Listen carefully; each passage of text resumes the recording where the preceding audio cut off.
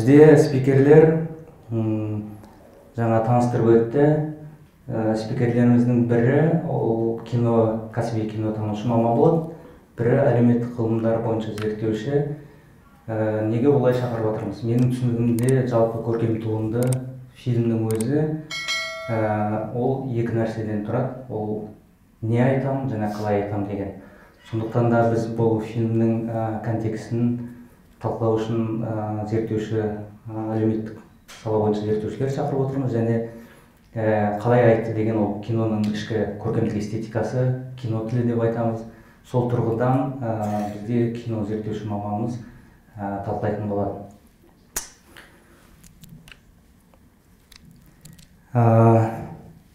Талқылауымызды бастасақ, мен бір дерек келтіргім келіп отыр басында.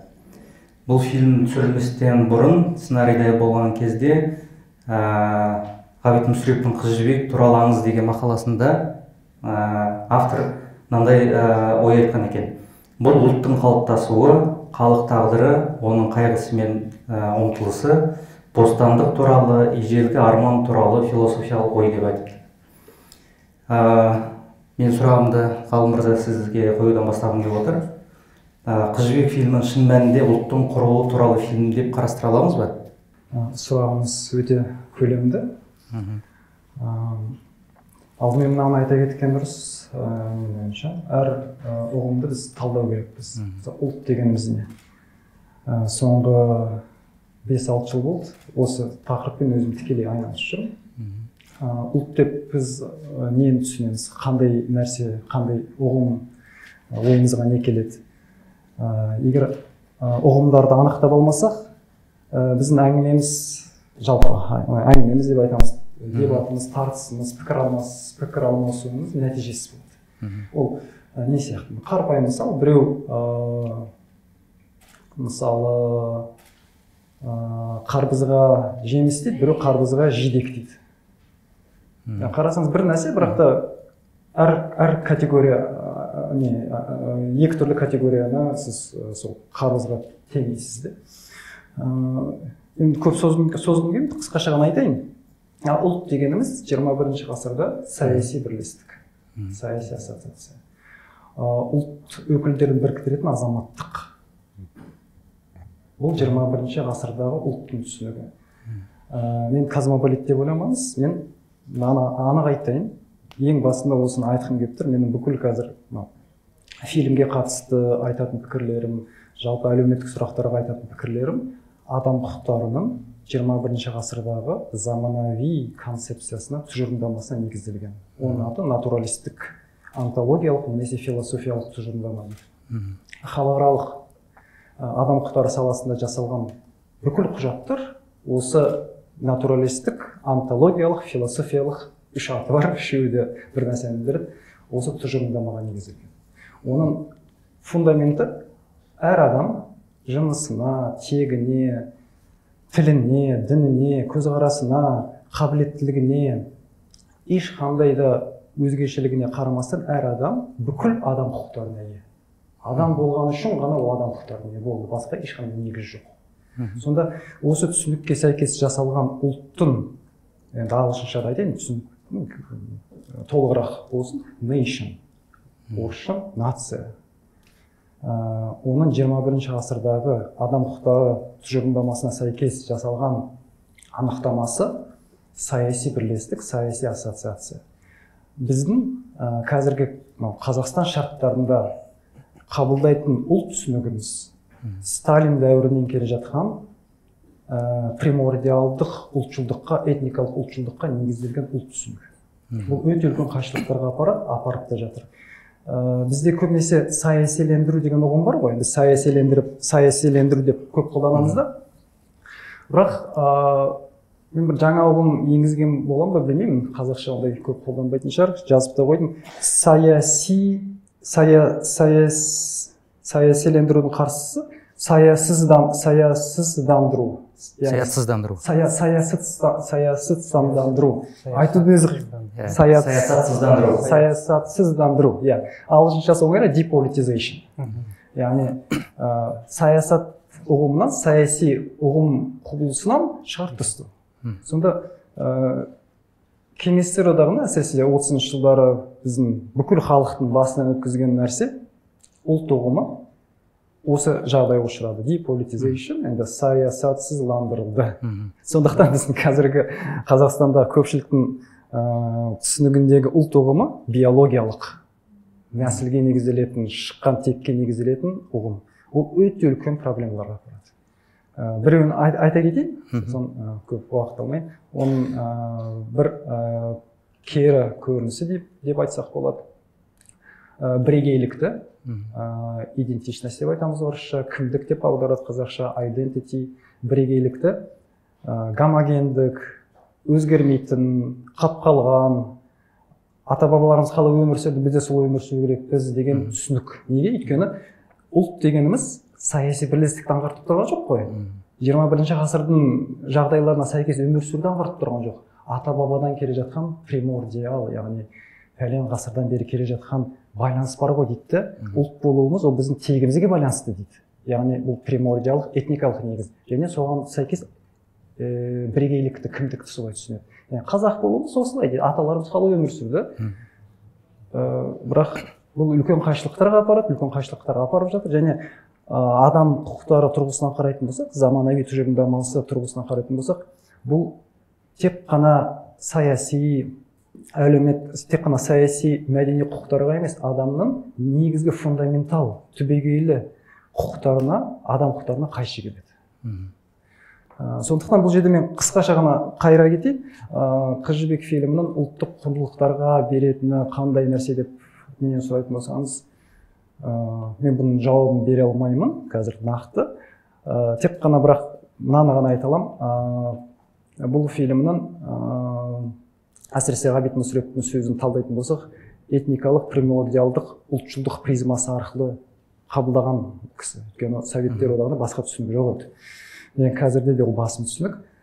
Сондықтан бұл фильм, мен сыншымын, критикалық сыни теориялар дәстүрінен келе жатқан әлеуметтанушымын, саясаттанушымын. Сондықтан сыни көзқарас ол мен мамандығым, критикалық теория деп айтады, сыни реализм. Қыз жібек фильмінің біздің қазіргі 21-ші ғасыр түсініктеріне беретін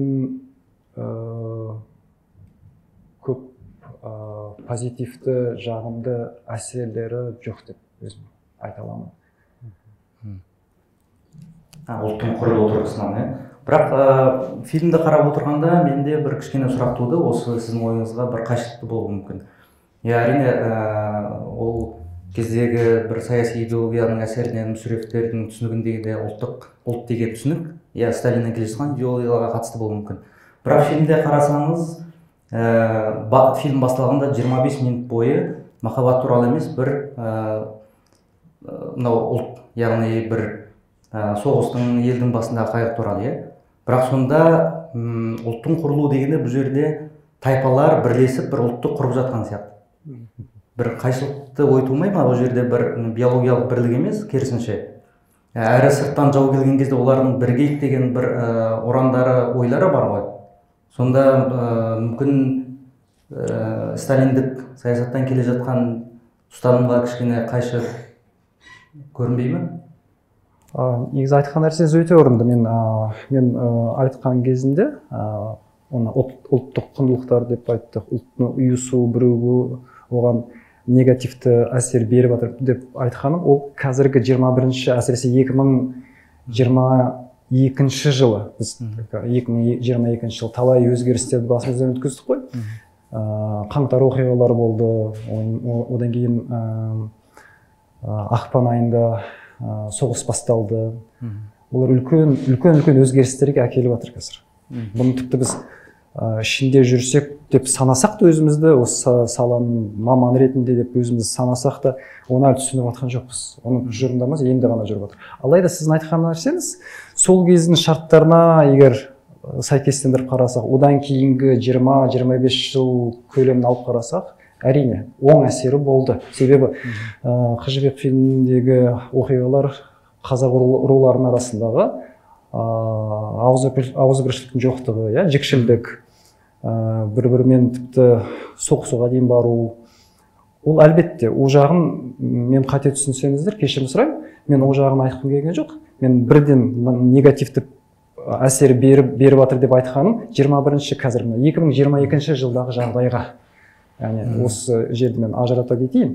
Яғни қазіргі біздің қоғам ретінде, Қазақстан қоғам ретінде, Қазақстан мемлекеті ретінде кездесіп тұрған мәселелерімізге ұлт болып, 21 ғасырдың ұлты қандай болу керек Қазақстанда? Оған Қыз жібек фильмінен жауап таба алмаймыз. Ол бірақ та одан бұрынғы сатыға жауап, әлбетте. Ол сатыны біз аттап өттік. Мен осы жерде айқындай кетейін. Яғни өткен шағымызға әлбетте жауаптар бар, жақсы жауаптар бар. Бірақ біз қазір басқа сатыдамыз. Даму сатымыз жоғарылады. Мен мүмкін назар аударайын дегенім, сталиндік саясатта ұлт деген ол биологиялық неге байланысты ерекшелікке. Мына жақта тайпалардың құралғаны бүгінгі ұлтқа анықтамасы 21 ғасырда. Ол саяси бірлестік дегенге келмейді ме?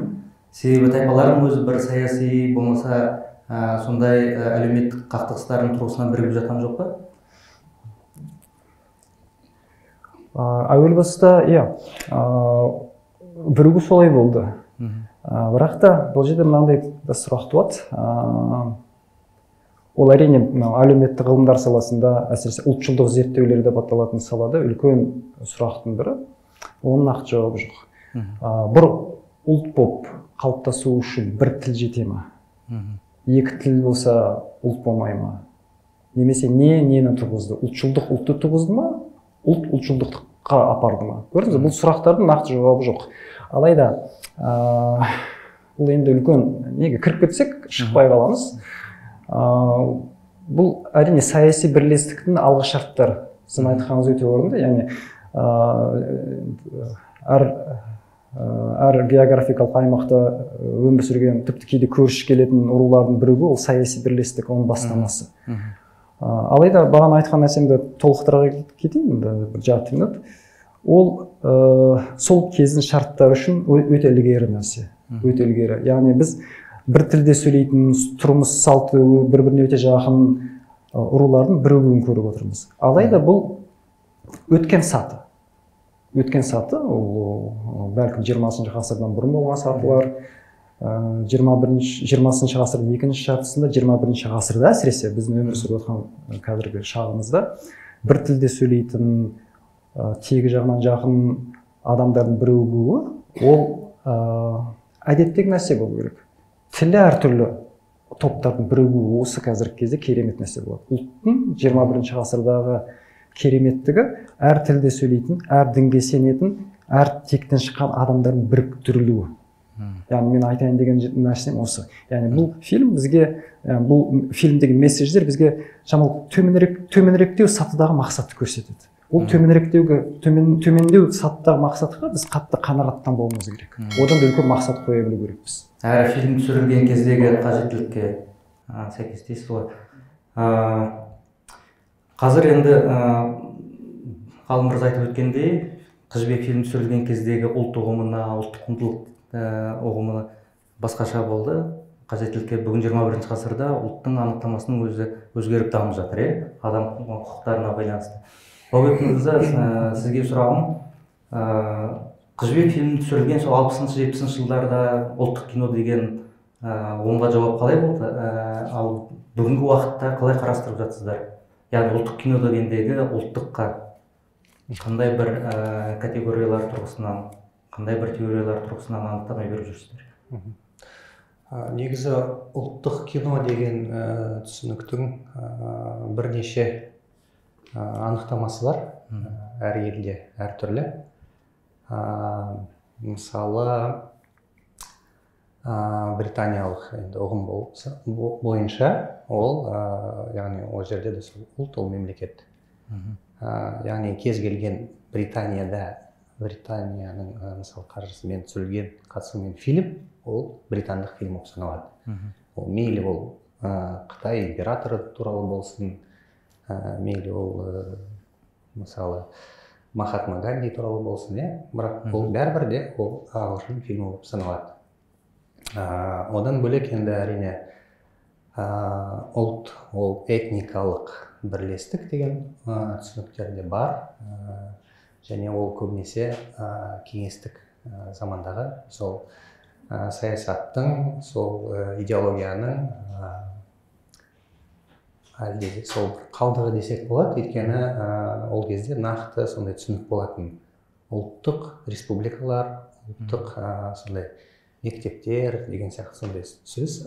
Ол яғни осы 15 социалистік кеңестік республикалардың тілдері, мемлекет, яғни ұлттық деген сөз, ол мысалы қырғыз фильм болса, ол сол Қырғызстанда қырғыз халқы туралы түсірілген фильм, және қырғыз тілінде болғаны ол тіпті жақсы деген сияқты.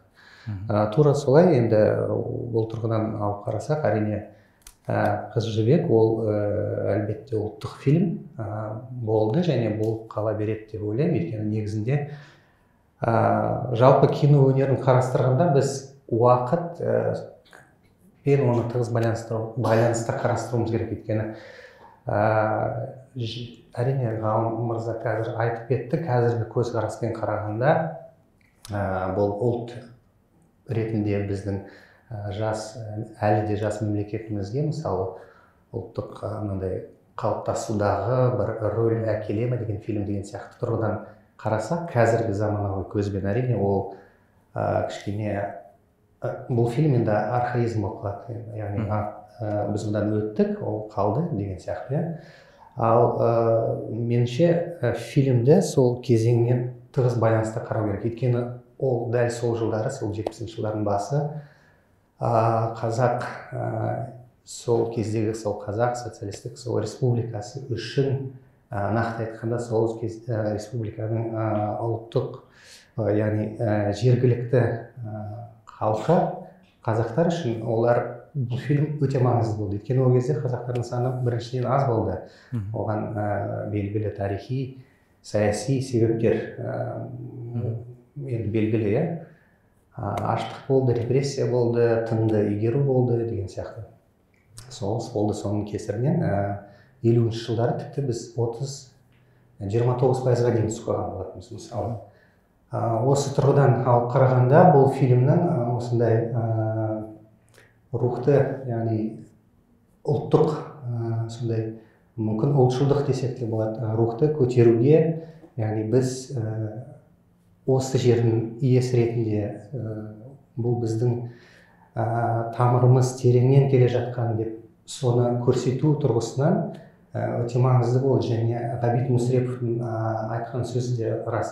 Өйткені бұл фильмде ұлттың қалыптасуы және бостандыққа ұмтылысы деген сөздер өте маңызды. Өйткені ол кезде біз әлі отар елміз, одақ құрамында дейміз, бірақ негізі ол одақ емес, ол отар болған. Өйткені біз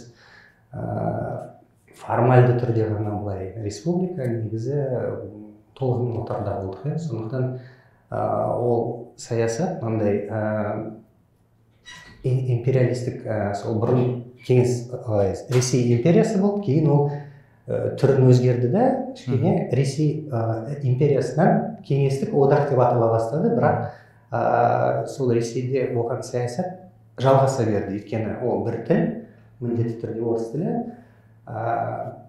Сондай, мысалы, яғни жергілікті халықтың санасын әрдайым осындай бір идеологемалармен уландырып отыратын. Біз сіздерге қалалар салдық, заводтар салдық, көздеріңізді аштық деген сияқты. Және мен ойлаймын, осы тұрғыда сол кезде бұл фильмнің пайда болуы, сол ұлттық сананың бір оянуы және пісіп жетілуі. Өйткені былай қарасаңыз, фильмнің сюжеті қайдан алынған негізі, ол фольклор.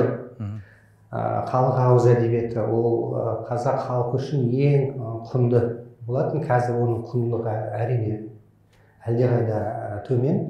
Ол жоғалып бара жатыр, оны шынымен мойындауымыз керек. Бірақ сол кезде әлі де сол нағыз көшпелі қазақи сондай қауым өкілдері әлі көзі тірісі, мысалы ақсақалдар болатын, мысалы революцияға дейінгі яғни өмірді көрген. Сондықтан бұл фильмде енді осындай қарасаңыздар, мысалы мынандай көне жазуларды көрсетеді, таңбаларды, мынандай руна сияқты, сосын жалпы бүкіл фильм былай қарасаң өте әдемі былай түсірілген, эстетикалық тұрғыда костюмдері, жалпы бүкіл атрибут, әшекейлер бәрі де жасанды емес, түпнұсқа күміс әшекейлер, шашбау деген тағысы, ол неге жасалған, өйткені ол да бір сондай, бұл фильм арқылы бір жауап берілді метрополияға, яғни біз 1917 жылы пайда болған халық емеспіз. Біздің тамырымыз одан тереңде. Біздің өзіміздің тарихымыз бар, біздің мемлекетіміз болған, яғни монархиялық қазақ хандығы деген атпен тарихта қалған, сондай елміз деген сигнал береді. Бірақ оны ол кезде тікелей айтуға мүмкін болмайтын, сондықтан осындай жасырын түрде астарлап айтқан болатын.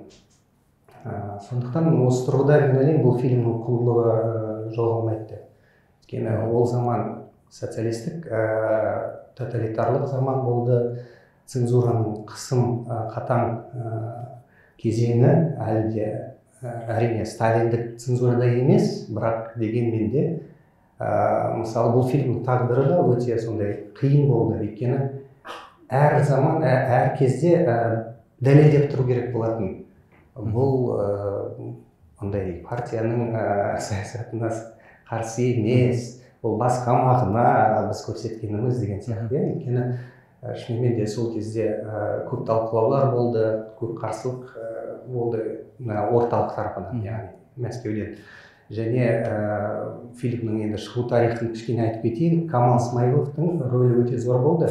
Ол кездегі қазақ фильмнің директоры, сондай өзі бұл фильмге қаражатты ол басында бір серияға алған болатын, кейін материалдың көптігіне байланысты жалпы енді бұл үлкен мынандай эпостық, яғни масштабты көлемді фильм болғандықтан екінші сериясын түсіруге тура келді, және соған қосымша қаржыны Мәскеуге барып сол кәдімгідей сол чиновниктердің кабинеттерінде осындай дәлелді және яғни аргументтермен дәлелдеп шықты. Бұл фильм ешқандай да бір сепаратистік немесе сондай бір экстремистік идеялар жоқ деген сияқты. Бұл халық эпосы, бұл жыр деген сияқты. Мұнда қарапайым халықтың өмірі деген сондай нәрселерді айтып дәлелдеген болатын. Және сонымен бірге айтам ғой, осындай фильмде көптеген астыртын нәрселер арқылы осындай біздің қазақтың ұлт болғаны көрсетіледі. Және осы тұрғыдан бұл ұлттық фильм. Рахмет. Әрине. Пікірге әбден қосылам. Әр феноменді, әр құбылысты сол болған контекстте қарастыру керек. Мысалы Қыз жібек фильмі контексті әлбетте ол Совет одағының контексті, тоталитарлы жүйе. Ол тоталитарлы жүйені қазір 2022 жылдың шарттарына сәйкес егер жаңаша талдайтын болсақ, ол нәсілшіл мемлекет. Бұл нәрсені біз бұрын айтпайтынбыз, ғылымда ол айтылуға көп жол берілмейтін, тіпті батыстың өзінде кеңестер одағын зерттеп жүрген мамандар бұл нәрсені көп айта бермейтін, ойларына келетін шығаратын. Бірақ соңғы бір жылда болған нәрселерді егер назарға алатын болсақ, әсіресе енді ашығын айтайық, украиналық мамандардың шығарған нәрселері, айтылған нәрселері бізге кеңестер одағының нәсілшіл, орысша айтайық, расист мемлекет екенін аңғартады. Ол тек қана тоталитарлы болған жоқ, ол белгілі этникалық топтың жоғарылығын, шовинистік, ред расизм, қызыл расизм деп айтайық, қазір сондай ұғымдар шыға бастады.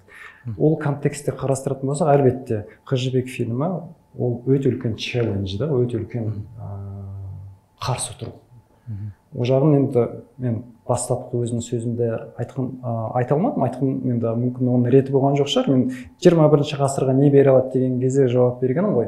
Бірақ сол 70-ші жылдардың тіпті Советтер одағының контекстін қарастыратын болсақ, бұл фильм өте үлкен бой көрсету, өте үлкен сол жүйеге, нәсілшіл жүйеге, тоталитарлық жүйеге тойтарыс беру.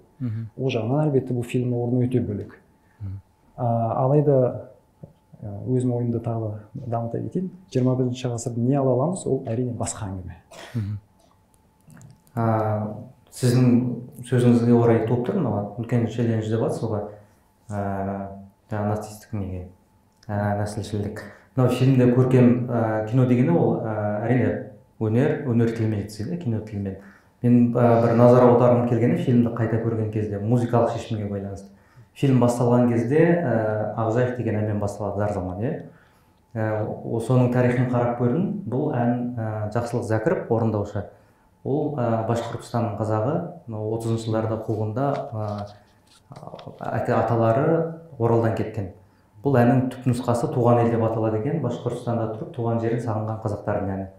Кейін оны кездейсоқ бір таныстар арқылы Нұрғиса тыңдап, соған арнайы сөз жаздырған. Яғни бұл жерде зар заман деп басталады. Мынау орыс Ресей империясына қарсы қазақ әдебиетінде зар заман деген арнайы кезең бар, үлкен. Яғни мәтіннің бәрі сол жаққа сілтеп тұрған сияқты, әрі әннің шығу түбін қарасаңызда ол қуғын-сүргінден. Сосын екінші бір пайдаланған музыкалық шешім, ол екінші серия басталғанда, Қыз жібек пен Төлеген отауынан шыққанда жау шапшы дейді. Сол кезде бір тағы да қуғын-сүргін біз қалмақты шапты дейді. Бірақ музыка тілі ретінде Құрманғазының Кісен ашқан күйін жібереді. Кісен ашқанның тарихы не? Ол Құрманғазы Ресей империясына қарсы қуғындалып түрмеге отырғанда шығарған күйі.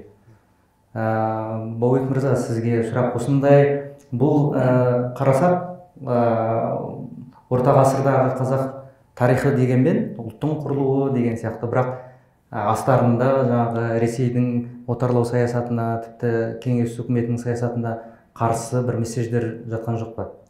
Әрине жатыр.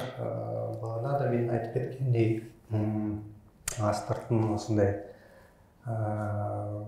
кадрлар арқылы берген, және сізді жаңа жақсы айттыңыз, шынымен музыкалық шешім осындай кісен ашқан, мысалы, оны зерттеушілер ғана ол кезде әсіресе, өйткені ұлттық музыкаға ол кезде былай кішкене жоғарыдан қарайтын ол кезде. Яғни классикалық музыка бар, және енді мынандай ұлттық, этникалық ол жай бір фольклор, сондай бір кішкене бір төменде тұрған. Және оған қатты, егер нақты бір айқын элемент, айқын сондай белгілері болмаса, оны қатты қудаламайтынды көбінесе, өйткені оған қатты мән бермейтін. Мысалы, мен ойлаймын, меніңше содан да болған шығар деп ойлаймын. Сосын енді жалпы бағана мен айтқандай, мынандай жазу, таңбалар, орындық жазулар, ол да бір тезис болды ғой, қазақ халқы сауатсыз болған. 1917 жылға дейін 98 ба, қанша пайыз, 99 ба, сауатсыз болған деген тұжырым әбден сондай насихатталған. Яғни кеңес үкіметі, Ленин сауаттылығымызды ашты деген. Ал бұл тұрғыда қандай сауаттылық дегенде, олар сауаттылық деп сол орыс тілін мысалы білдіретін. Ал қазақтың ол кезде мысалы қанша зиялысы болды, төте жазуды меңгерген, мысалы, ол саналмайтын сауаттылыққа. Яғни діни сауаттылық, ол да сауаттылық болмайтын, мысалы. Осы тұрғыда бұл сондай бір қарсылық сияқты осыны көрсету біздің осындай көне, тіпті араб жазуға дейін, әліппесіне дейін осындай күлтегіннің заманынан қалған, келе жатқан руналарымыз бар деген. Және тағы да осы тұрғыда бір кішкене байланысты айтып кеткім келіп тұр. Мына Құрманжан Датқа деген қырғыз фильмі бар, 2015 жылдары ма жаңылмасам шыққан. Сол фильмде де осындай руна жазуларын қолданады. Бірақ бұл енді тарихқа мүлдем қарама-қайшы келеді, өйткені бұл 19 ғасырдың аяғына таман болған оқиғаларды баяндайтын фильм енді. Бірақ ол да сол түрік астарындағы ойы сол біз ұлы сол түркі елінің мұрагерлеріміз деген. Мен ойлаймын, мұнда да осындай. Және мысалы балбалтар тастар, ол да мысалы қандай бір түсінік болды ғой, көшпелілерде сурет, мүсін өнері болмаған деген кәдімгідей тезис болды, оны жақсылап тұрып насихаттайтын. Өйткені ал былай қарасаң, балбалтас ол нағыз мүсін өнері ғой, мысалы. Ол нағыз шынымен мүсін. Оны мүсін деп санамайтын, бірақ мұнда Қыз жібекте оны бекер емес осы балбалтастарға акцент жасайтын. Өйткені ол да бір мәдениеттің, бірегейліктің осындай көне заманнан, түркі заманынан келе жатқан. Өйткені білесіздер, түркі заманындағы балбалдар мен қазақ балбалдарының арасындағы байланыс өте тығыз екен. Соның көрсеткіші деп ойлаймын, енді жалпы сол балбалтас, құлпытас деген. Осындай сияқты енді көп фильмде, мен ойлаймын, қазір көрсетілімде көрермен оны байқайды. Өйткені ол бір жағынан айқында болмауы да мүмкін, бірақ мұқият қараса ол көрінеді. Және осы тұрғыда енді жалпы операторлық жұмысты да мен ерекше бағалағым келіп тұр. Өйткені білесіздер, кино өнері жалпы техникамен өте тығыз байланысты өнер. Ешқай өнер техникамен олай байланысты емес. Мысалы, сурет бейнелеу өнерін алсақ, кескіндемен, қанат, холст, май және қылқалам. Мысалы, былай қарасаң, аса ешнәрсе өзгерген де жоқ. Кішкене құрамы өзгерді былай. Бірақ түбегейлі ешнәрсе өзгерген жоқ. Театрда да сол, мысалы, сахна, актерлар, әрине кішкене декорация өзгерді, жарық қою кішкене сондай заманауи. Бірақ түп негізі қалды, ол сахна, ол актерлар. Ал кинода өте үлкен өзгерістер болды, өйткені олардың барлығы ғылыми-техникалық прогреспен бірге жүрді. Осы тұрғыда мысалы сол кездегі техникалық мүмкіндіктерін барлығын олар барынша максималды түрде пайдаланды. Мысалы ол кезде мындай ат үстінде түсіру мысалы өте қиын болатын. Өйткені камералардың салмағы да кішкене ауырлау болатын. Андай физикалық тұрғыда, техникалық тұрғыда қиын болатын. Бірақ соған қарамастан мысалы осы Асқар Рашевтің жұмысын ерекше бағалағым келіп тұр. Мұнда фильмде осындай панорамалар арқылы, әртүрлі осындай ракурстар арқылы еркіндік сезіледі. Осындай даланың кеңдігі, қазақтың жанының кеңдігі деген бір сондай өте қарапайым, мүмкін баналды дейді, андай тұжырым сияқты болып көрінеді, бірақ негізі ол шынымен солай.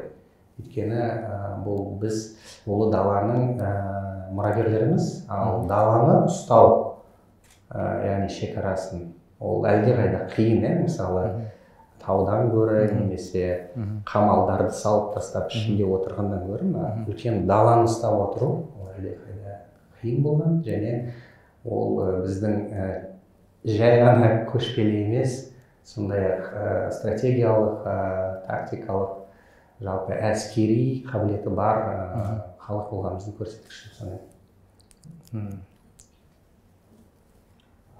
Бірнәрсе толықтыра кетсем, мен көзқарасым шамалы өзгеше, өйткені басқа призмадан қараймын негізі.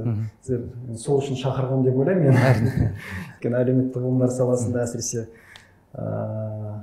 бағана айтқандай адам құқықтары тұжырымдамасына сәйкес жұмыс істеймін. Оның үстіне әр зерттеушінің өзінің зерттеу тәсілі болады. Тәсіл демек, тәсіл деген біз кішірек нәрсе, парадигмасы дейміз ба, несі теориялық көзқарасы. Менікі сыни реализм, критикалық реализм, сыни реализм. Сол үшін сынаймыз, көп жағдайда сынаймыз. Бірақ ол сын үшін болмайды, сын үшін емес. Сыни реализмнің, бұны айтқаным дұрыс, сіздер қате ойлап қалмаңыздар, неге сынай береді деп. Сыни реализмдегі негізгі ой адамзаттың, жалпы адамзаттың өркендеуі. Сын сол үшін бар. Яғни сын үшін емес, немесе зерттеу үшін емес.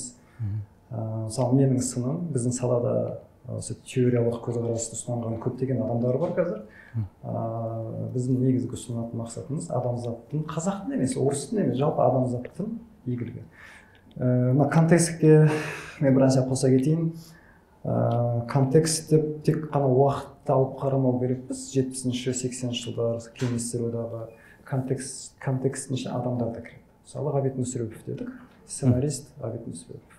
Оған мынандай ой келді. Жаңа ғана түртіп қойдым. Егер де Ғабит Мүсіреповтің орнында Ахмет Байтұрсынов болғанда, алаш зиялыларының бірі, прогрессивті көзқарастағы алаш зиялыларының бірі болғанда қандай фильмнің сценарий шығар еді. Қыз жібекті арқауға негізге алса да, сол қыз жібектегі кейбір нәрселерді өзгертетін беді деген ой келді. Себебі бізде қазақ, әсіресе егер нақты қазақ қоғамын алып қарайтын болсақ, мен тар мағынада ұлт деп тұрған жоқпын. Өйткені менің түсінігімдегі 21 ғасырда ұлт түсінігі басқа. Ол саяси бірлестік. Этникалық топ, мәдени топ ретінде қазақтарды алып қарайтын болсақ, біздің қазақ қоғамы бітпей қалған, жалғаспай қалған, үзіліп қалған модернизациялаудың құрбандарымыз. Оны уақытта жүзеге асырғысы келген, бітіре алмай қалған алаш зиялылары болды. Ол процесс, ол үрдіс табиғи жолмен жүру керек. Сонда кешіресіздер, төбесіне мүйіз ұстап жүрген скандинавтар, Швеция болды, норвегиялықтар болды, даниялықтар болды. Ол сол қоғамда, сол елде іштей жүретін оқымысты дейміз ба, интеллигенция дейміз ба, сол топтардың бірте-бірте саты-саты 10 жылдар бойы жасайтын қоғамды іштей өзгерту, іштей дамыту үрдісі процесі. Ол бізде үзіліп қалды. Оны жасады. Ол жасаған кісілер не істеді? 1917 жылы бірінші мұсылмандар съезі болды. Большевиктер әлі билікке келген жоқ. Ресей империясы ыдыраған, қираған уақытша өкімет бар. Сонда бірінші мұсылмандар съезінде жадиттер бар, алашорда өкілдері бар, жалпы енді прогрессшіл дейміз соларды шартты түрде. Олар ең алдымен айтудың өзі бір түрлі қазір гендерлік теңдікті енгізеді, соны жариялайды. Екінші, полигамия деп айтады, көп әйел алуды қатты сынайды, тіпті келешекте біз бұны тиямыз дейді. Сонда көрдіңіз, ең алдымен сол кездегі қазақ зиялыларының тілімен айтатын болса, әйел мәселесін қолға алады. Неліктен? Себебі дәстүрлі патриархал қоғамда, біз қазақ қоғамын дәріптейміз ғой, дәстүрлі дәріптейміз. Алайда дәстүрлі патриархал қазақ қоғамында айтудың өзі бір түрлі, әйел азаматшалардың құқықтары болмайтын. Мысалы, жеке мүлкі болмайтын. Ол үйдегі мүлікке күйеуімен бірге қоса иелік ететін, бірақ жеке өзінің мүлкі болмайтын. Оқымайтын. Оқуға мүмкіндіктері жоқ еді. Оқытпайтын. Сонда 1917 жыл, ойлап қараңыз, гендерлік теңдікті жариялайды, полигамия, көп әйел алуды түбі жоямыз дейді, оны қатты сынайды, одан кейін қыз балалардың оқытылуына жағдай жасау керек дейді. Одан кейін іле-шала тұңғыш жаңа заман тарих деп айтамыз. Жаңа заман тарихына тұңғыш әйел қади сайлайды. Атын ұмытып тұрмын, татар азаматша болады. Оның мысалы ол кезде болған жоқ. Біреулер муфти дейді, біреулер қади дейді. Енді маңызды емес. Қазіргі Қазақстан шарттарында, 21 ғасырда Қазақстан шарттарында болмаған нәрсе. Одан кейін алаш зиялыларының істеген нәрселердің бірі, оған бізде өкінішке көңіл аудармайды, өкінішке орай қалың малды жояды олар. Қалың малға қарсы шығады. 21 ғасырда қалың малды біз дәріптеп жүрдік. соны ойлап қараңыз. Сол санамен жүрген біздің зиялылар Ғабит Мүсіреповтің орнында болса, енді қиял қандай фильм түсірер еді? Қыз Жібекті негізге алса да, ол жақтағы кейбір бағана алғашқы айтқан нәрсемен 21 ғасырдың ұлт түсінігіне қайшы келетін нәрселерге жол беретін әмеңгерлік сияқты. Мысалы, Төлеген неге қаза болады деп айтады. Енді ол жақта нақты жоқ, әрине, бір месседж, өте күшті месседж, мынау әкесінің батасын алмаған үшін қаза болады дейді. Бұл негізі бұл лирикалық драма дейміз ба? Мен оны көрген кезімде жүрегім ауырады ол кино. Қатты күйзелемін, шын айту керек те, ауыр тиеді ол кино. Неліктен табиғат бәрі әдемі, күшті, оған сөз жоқ. Кеңестер, нәсілшіл, расист кеңестік одақ кезінде жарқыраған бір жұлдызды. Алайда егер шамалы ойланыңқырап, тереңіректеу мазмұнына үңілетін болсаңыз, жүректі ауыртатын кино. Мен өзім сондай қабылдаймын да. Айтайын деген, енді контекст өте маңызды, кім түсірген өте маңызды. Егер алаш зиялылар түсірген кезде бәлкім басқаша болатын беді, жұмсартатын беді кейбір нәрселерді. Сол өздері қазақ қоғамын өзгерткісі келген бағытқа қарай ыңғайлайтын беді. Сондай ой келеді. Контекст өте маңызды. Ол адамда, қоғамда, уақытта. Тура осы жерге ой келіп отыр менде. Фильмде қарасаңыз, екі жерде айтады Сырлыбайы, Төлеген мен Бекежан жекпе-жекке шығатын кезінде қызымның таңдауы дейді. Яғни бұл жерде бір әйелдің құқы тұрған жоқ па? Әлде кеңес кезінде әйел теңдігі дегеннен шыққан месседж бе? Жалпы Қыз Жібектің осы кезеңінде орта ғасыр десек, әйелдердің құқы қалай болды? Негізі бұл туралы мен де біраз ойландым. Негізі Қыз Жібек жырында, енді мына терминді қолданып, эклектика, қызық эклектика бар. Яғни жан-жақтан жиналған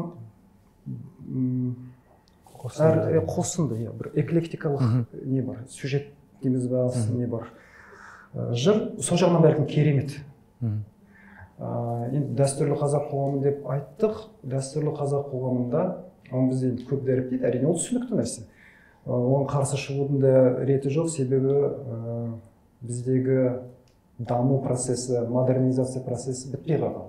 Оны кеңестер одағы кәдімгідей сындырып жіберді, өздерінің советтік кеңестік модернизациясын күштеп енгізді, ол кері тепті. Мысалы, күштеп енгізген нәрселер, күштеп өзгертуге тырысқан нәрселер қайтадан орын алды да, айналаға қараса бұның бәрін көре аламыз да.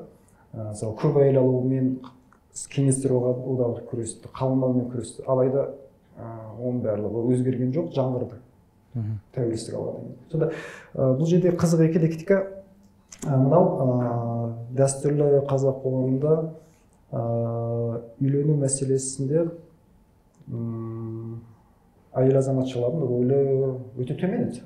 Өйткені олар әкесіне айтса соны істеу керек еді. Басқа ешқандай вариант жоқ еді. Сонда шынымен мынау жалпы кинодағы, жырдағы Қыз Жібектің өзінің қалауын білдіруі өте қызық месседж. Бұл жалпы сол кездің, сол қоғамның түсінігіне қайшы. Алайда бағана мен айтқанымдай Қыз Жібектің әмеңгерлікке разы болуы. Ол бұл месседжді шамал күшін жоятын сияқты. Қызық эклектика бар. Bir жағынан тең құқыққа жетелейтін түсінік бар. Алайда екінші жақтан қарайтын болсақ, сол дәстүрлі қоғамда мүлік қалай мұрагерден мұрагерге ауысатын, сол сияқты жесір сол қай отбасыға келсе, қай руға келсе, сол жерде қалатын, басқа жол жоқ еді. Ол да бар. Бір қызық эклектика. Bir жағынан қайталайын, бір тең құқықтық түсінік бар сияқты. Қыздарға, әйелдерге дауыс беру, олардың пікірін тыңдау. Екінші жақтан қараймыз, әмеңгерлікті дәріптеледі. Бір қайшылықтар бар. Қайшылық па, или бір таза бір қызық көрініс. Мен бір нәрсе қоссам бола ма? Мынандай жалпы ой туды, Ғалым мырза сіз айтқаннан кейін. Сіз айттыңыз ғой осындай нәрсе дәріптейді деп, насихаттайды деп, иә, осындай сөздер айттыңыз. Кіржібек фильмінде деп, иә, мысалы. Осы тұрғыда менде жалпы мынандай сұрақ, мысалы, егер біз өткен заманды осындай тарихи бір фильмді көрсетсек, ол міндетті түрде дәріптеу бола ма? Мысалы, әлде жай ғана артефакт ретінде ма? Негізі керемет сұрақ. Мынаны айта кеткенім дұрыс болар. Біздің әсіресе қазақ қоғамы деп алып қарайтын болсақ, біздің қазақ қоғамының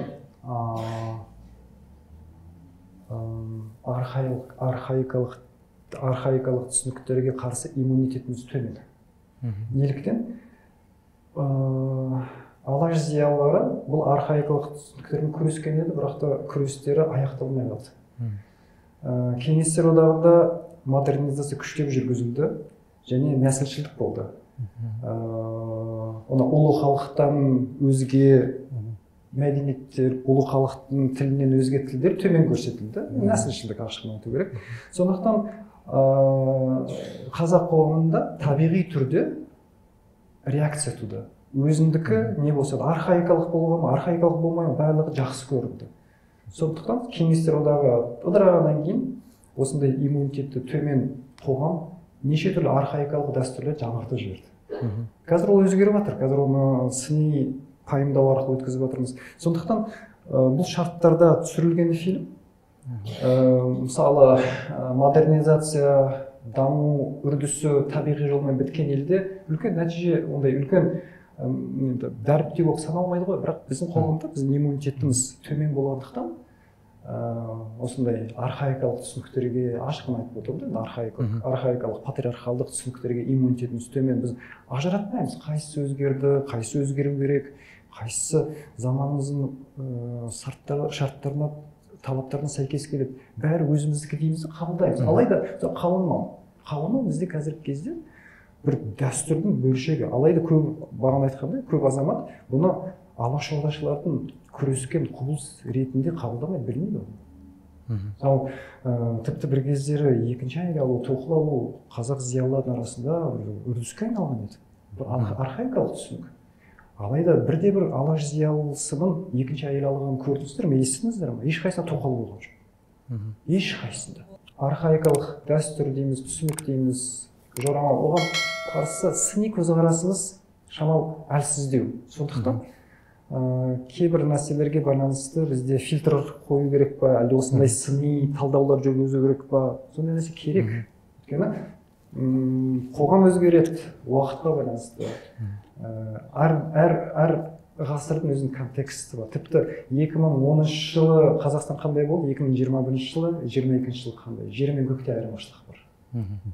Мынау әйелдердің қазақ қоғамындағы, сондай дәстүрлі қоғамдағы рөлі, яғни құқықтарының тапталуы деген сияқты мәселелер көбінесе осы кеңес үкіметінде қатты дәріптелетін, яғни революцияға дейін осылай болды, ал енді біз кеңес үкіметі келдік, сендерді босаттық, яғни мысалы шығыстың азат етілген әйел деген концепция болды ғой, освобожденная женщина. Сол тұрғыдан сұрақ қойды.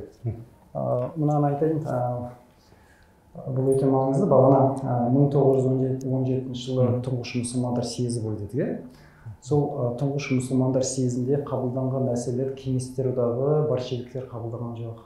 Оны Мұса Бегиев, Мұса Жарола Бегиев, Қазақстан жағынан, қазақтар жағынан 4-5 Мұстафа Шоқай болған сияқты. Дәл есімде жоқ, бірақ ол фракцияны басқарған негізгі тұлғаның бірі үлкен татар оқымысты Мұса Жарола Бегиев болды. Өмір бойы большевиктермен күрескен. Сонда әйел құқықтары мәселесін, гендерлік теңдікті, көп әйел алуға тыйым салуды ең бірінші қолға алған, жүйелі түрде қолға алған большевиктер болған жоқ. Большевиктер бұны иемденіп кетті, қоғамды шынымен бұзды. Бұны ең бірінші, әйел құқықтарын ең бірінші қолға алған мұсылман зиялылар болды. олардың аттары я жадидшілер болған, я да алашордашылар болған. Тіпті мен сіздерге мынандай мысал берейін. Мұса Жаролабиев деген өте үлкен татар оқымысты болды. Ол әдейі өзінің кітаптарында Мұса Жарола бин Фатима деп жазады. Яғни әкесінің атын қолданбайтын, шешесінің атын қолданатын. Мамасын, анасын өмір бойы мені адам қылған, осындай оқымысты деңгейіме жеткізген, ең бірінші әріппен үйреткен анам дейтін де. Сонда көреміз, бұл қазіргі шарттарда ислам феминизмі. Біз бұл сөзден қорқамыз. Сонда Мұса Жаролабиев өте үлкен оқымысты болды. Ол адам құқықтарын және біздің түсінігіміздегі ислам феминизмінің негізін қалаған тұлғалардың бірі екен. Жалпы бұл айта берсе көп үлкен нәрсе, алайда большевиктердің жасаған нәрсесі, советтер, кеңестер одағының идеологтар жасаған нәрсесі әрине ол қоғамды бұзу болды. Олар эмансипация нәрсесін желеу болды. Алайда не ол? Ол кәдімгідей адамға орган трансплантация жасаған кезде қате орган салып қойған сияқты да. Біз сондай 70 жыл бойы бір басқа қате органмен өмір сүрдік. Яғни бағана айтқан нәрсеге қайтадан оралайын, кешірім сұрайын қайталағаным үшін. Бізде осы зиялылардың бастауға тырысқан ішкі даму, ішкі модернизация процесіміз бітпей қалды. Соны қазір бастан кешіріп жатырмыз да. Тағы бір-екі сұраққа мүмкіндік берейік. Кешегі Бекежанның атқан санағы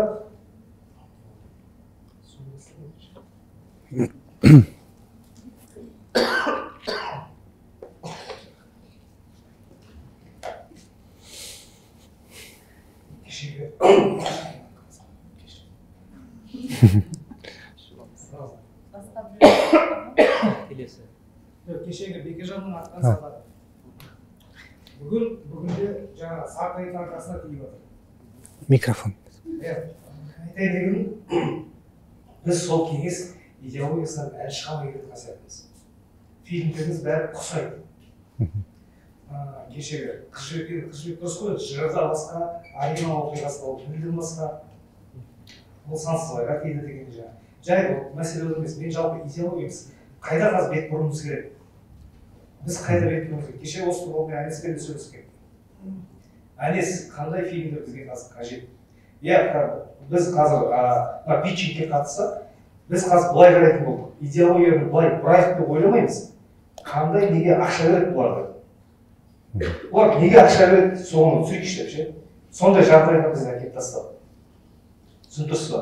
Мен бәріне қосыламын, кезіндегі алашордалықтар осылай істегені, гендерлік құқық қазір ол даму үстінде, сатылық, сіздер айтып отырған ол сұрақтың бәрі спорный всегда, ол біреуде болды, біреуде болған жоқ, оны қазір алсақ кетеді. Мен болашақта ол әңгіме қозғалып отыр. Қыз жібектер маған ең ұнайтыны, қанша кино көрдім, қанша не қарап келе жатырмын, бірақ қыз жібектегідей эротический сахна жоқ бір кинода.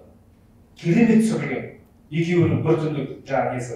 Қандай керемет көркемдік шығарма. Мысалы, мен енді идеология жөнінде алатын болсақ, ол кезінде сондай үлкен серпіліс берді халыққа, алға ұмтылуға, біз деген ұлт ретінде. Ұлт туралы айтып жатсыз ғой, мен ол туралы сұрап жатқан жоқпын, бірақ сіздің ракурсыңыз бөлек кішкене, ол да дұрыс шығар, мен оған әлі бет бұрған жоқпын, оған сан әлі ой өрісім жетпейді, оқу керек ол туралы. Бірақ енді идеология жайлы сұрақ қойып тұр, біз қазір қайда бет бұруымыз керек? Ұлт туралы болмайтын болса, хорошо, айтып жатсыз, ұлт туралы керек емес, анау деп жатса, жалпы ұлт болу керек, бір тілде ағылшын тілінде сөйлейміз ба? Онда біз қайда, не түсіруіміз керек? Қандай фильмді шығаруымыз керек? Жалпы қазаққа, қоғамға алға сүйрейтін ба? Жоқ әлде Баубек мырза айтқандай, по факту ма только? Авторский кинолар ма? Факту, есть мынандай проблема, әрі ержанттар түсіріп кинолар, мынандай бізде мынандай бар, мынандай проблема бар, болды ма? Осы ма? Әлде біз осы кезінде Қошқын сияқты, Қасапбаевтар сияқты алға ұмтылу фильмдер жасаймыз ба сөйтіп? Ардақ сұрақ не түсінді, бірақ спикер жауап береді, сонда бір қыстырмайтын деп тұр. Бұл жерде ол болу керек, болмау керек емес, ол деген түсінікке түрлі көзқарастар.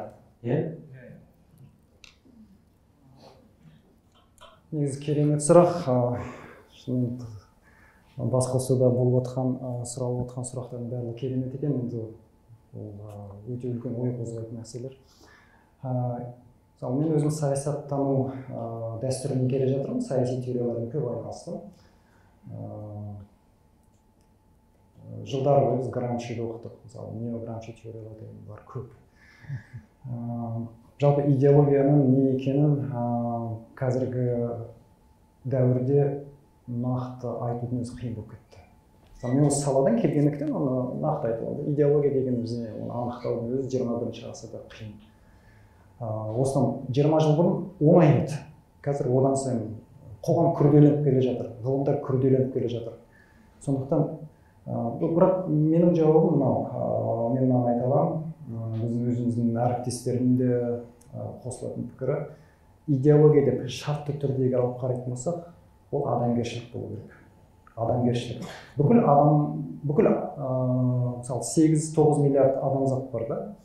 Ұлы қанша? 5-6 өркениетті санасақ, және 10 өркениет дейік та.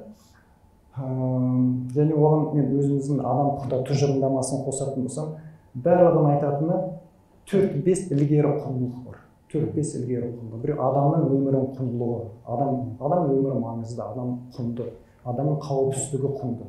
Адамның ар-абыройы, орысша честь достоинство, ар-абыройы ол өте құнды. Және бұл жерде бөліну жоқ. Жұмысқа бөлу, текке бөлу, әлеуметтік сатыға бастық емес, кедей бай бөлу жоқ. Және эмпатия, жан ашу, және әділеттілік.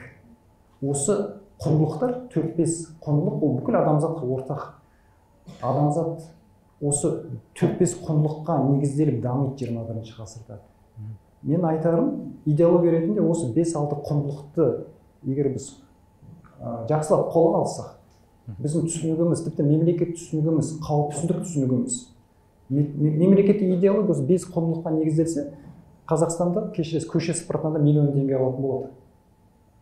Біздің әрқайсымыз қай сатыда білім алғымыз келсе, сол сатыдағы білімді емін-еркін тегін ала аламыз. Бұның жер бетінде мысалдары бар ма жоқ па десек, оның аз көп жүзеге асырған елдер бар, Скандинав елдері, Швеция. Мысалы мен алдыңғы күні сол жақтан келдім, үлкен басқосу болды, деколонизациялық зерттеулерге байланысты. Ол жақта кедей жоқ. Мысалы бір кішкентай эпизод айтайын. Вокзалда оның алдындағы сапарда да барған кезімізде өте өмірде кездейсоқ болмайды екен де, кездейсоқтық. Вокзалда жүрген кезімде қайда баратынымызды анықтаймын, ол жақта пойызды неге түске қарай бөледі. Қызыл, сары, көк. Адасып жүрген кезімізде қасымызға әйел азаматша келді, қазақсыздар ма деп сұрады. Мен шалқамнан түсе жаздадым да, Стокгольм ортасында анау үлкен зәулім вокзалда біреу қазақша сөйлейді, қазақсыз береді. Содан кейін қарадым, амандастым.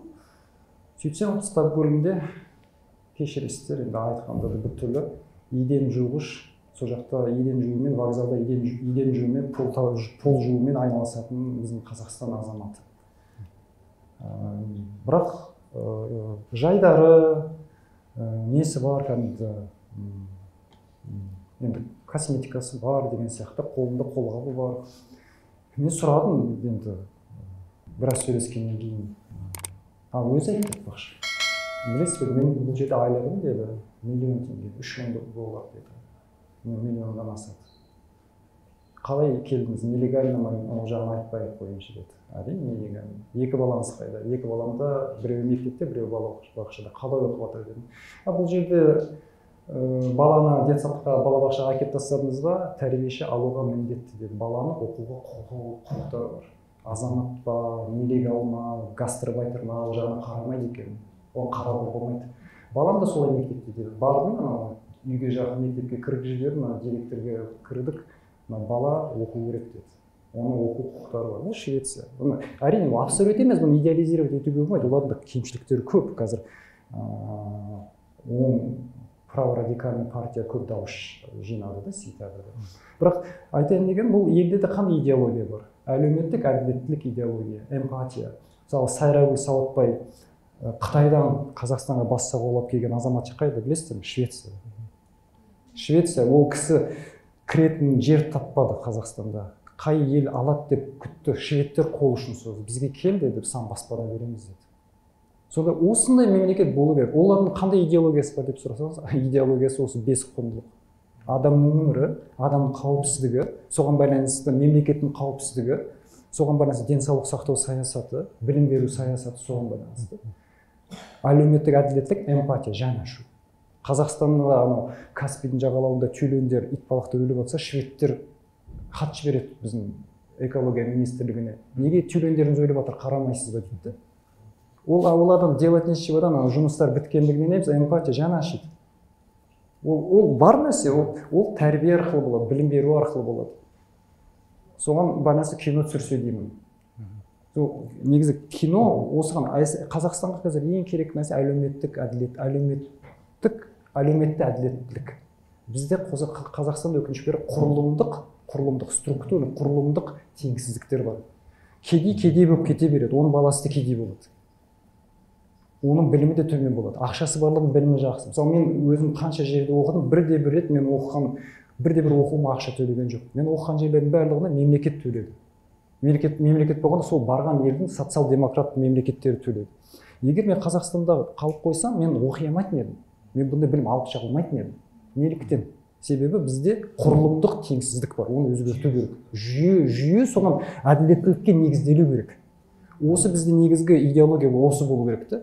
Қазақстанда ең қарапайым, ең жағдайы нашар адам әділеттілікке сеніп, өзінің жағдайының мықты болатындығына сенсе, онда күшті мемлекет болады. Онда осы идеология осы. Біз әйтпесе, біз бүгінге дейін қалай тербетіп берді. Біз қазақпыз, ұлы халықпыз, даланың мұрагеріміз деді. Жеді, не болды? Құрылымдық теңсіздік шықты. Біз ұйықтап келдік бүгінге дейін. Ұлы халық, ұлы дала мұрагерлері дедік. Әлі сөйтіп келе жатырмыз.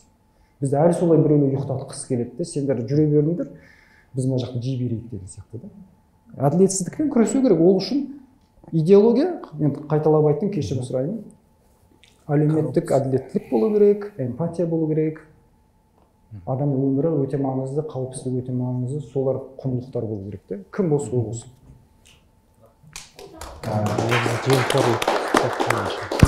Сұрақ қоюшылар үлгереміз бе? Уақыт бір жерге барды. Сұрақта бір ауыз, жауапта бір ауыз болса, бір-екі адамға берсек. Баубегаға да болады. Потому что мындайда қазір сіздер айтып отырсыздар да, мысалы Қыз жібекті біз ұлттық кино ретінде, ұлттық өзіміздің бар нәрсемізді көрсете алатын, стратегия, сол кездегі идеологияны көрсете алатын кино ретінде қабылдадық та. Ал қазіргі таңда ұлттық кино бар ма?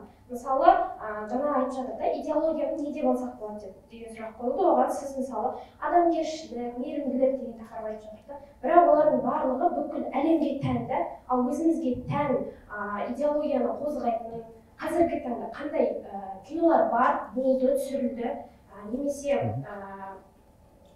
осыған дейін сондай ұлттық кино ретінде қазіргі замандағы киноларды атап бере аласыздар ма?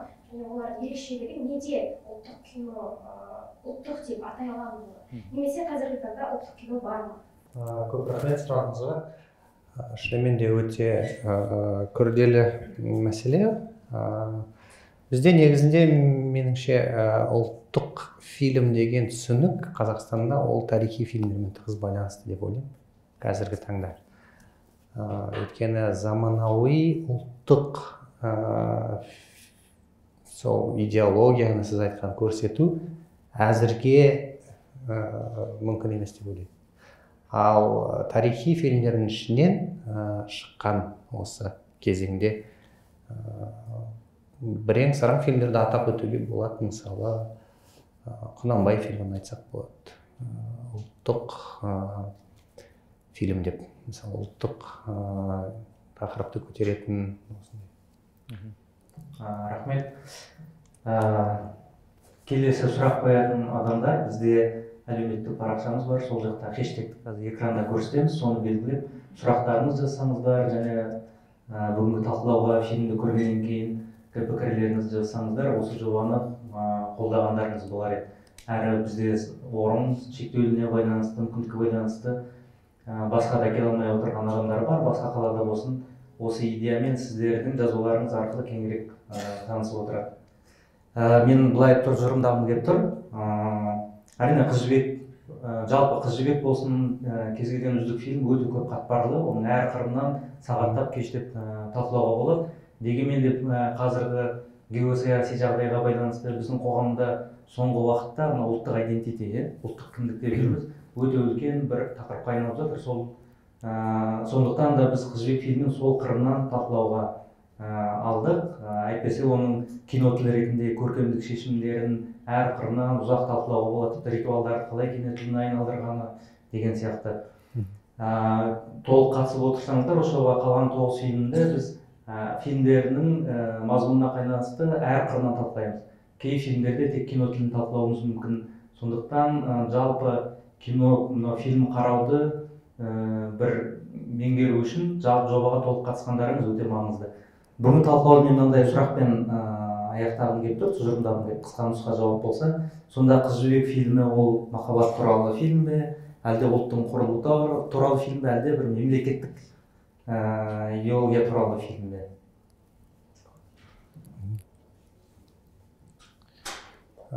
Меніңше ол ұлттың құрылуы туралы фильм. Және сол фондағы махаббат трагедиясы. Қысқаша жауап беретін болсақ, менің ойымша бұл фильм, менің өзімнің пікірімше, кеңестер одағында болған озбыр, тоталитарлы және нәсілшіл жүйеге қарсы бас көтеру. Соған қарсы челлендж ретінде түсірілген, солай пайымдалған, солай деп ойлаймын. Сол жүйеге қарсы тұрудың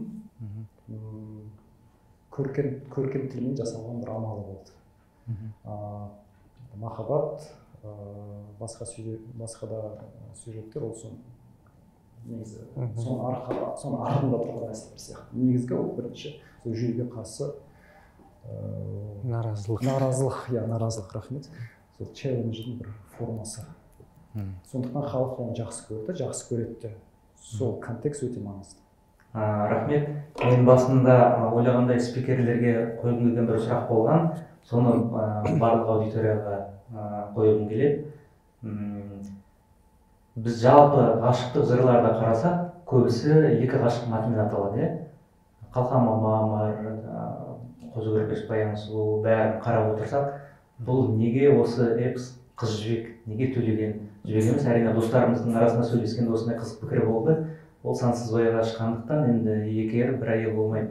Бірақ махаббат Сансызбаймен арасында болмады, ол амигерлік қой. Сондықтан осы неге Қыз жібек болды? Бұл сіздерге қойғым келген сұрақ еді, спикерлерге. Сол дәуірде бір әйел теңдігі шынымен болған жоқ па деген. Жалпы бүгінгі қатысушыларға осыны хэштегпен жазсаңыздар, гендерлік ракурс тұрғысынан ба, өздеріңіз салаларыңызбен байланыстырып өте қызық болар еді, осыны талқыға айналдырсақ. Көп рахмет. Қазір енді фильмді көреміз, әрине фильм 2 сағат 17 минут жүреді. Спикерлерге көп рахмет. Уақыттарыңызды бөліп, ойларыңызбен бөліскендеріңізге меніңше өте бір құнды ойлар айтылды деп ойлаймын.